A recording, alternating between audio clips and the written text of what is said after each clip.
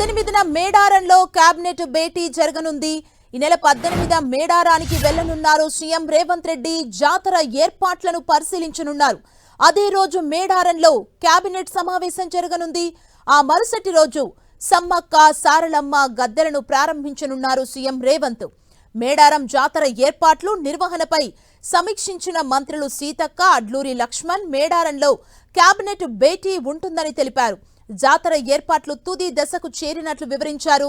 260 కోట్లతో మేడారం అభివృద్ధి పనులు చేపట్టిన ప్రభుత్వం భక్తులకు ఎలాంటి అసౌకర్యం లేకుండా ఏర్పాట్లు చేస్తుందని, మేడారం జాతరకు 2 కోట్ల భక్తులు వస్తారన్న అంచనాతో భక్తులకు త్వరితగతిన వరదేవతల దర్శనం జరిగేలా చర్యలు చేపడుతోంది.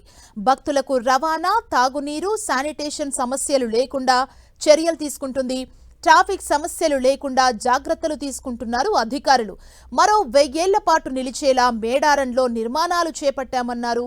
ప్రభుత్వానికి సంబంధించిన అధికారులు విస్తరించిన రోడ్లు, జంక్షన్లు ఆదివాసీ చరిత్రను ప్రతిబింబించేలా నిర్మాణాలు ఉంటాయని మంత్రులు తెలిపారు.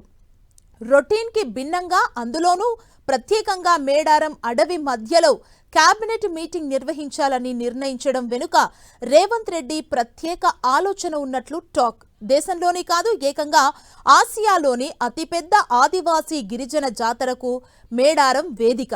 ఈ నెల 28 నుంచి 31 వరకు మేడారం మహాజాతర జరగనుంది. దక్షిణాది కుంభమేళాగా భావించే ఈ మేడారం జాతరకు లక్షలాది మంది భక్తులు తరలివస్తుంటారు. అక్కడ కొలువైన సమ్మక్క సారలమ్మకు మొక్కులు తీర్చుకుంటారు.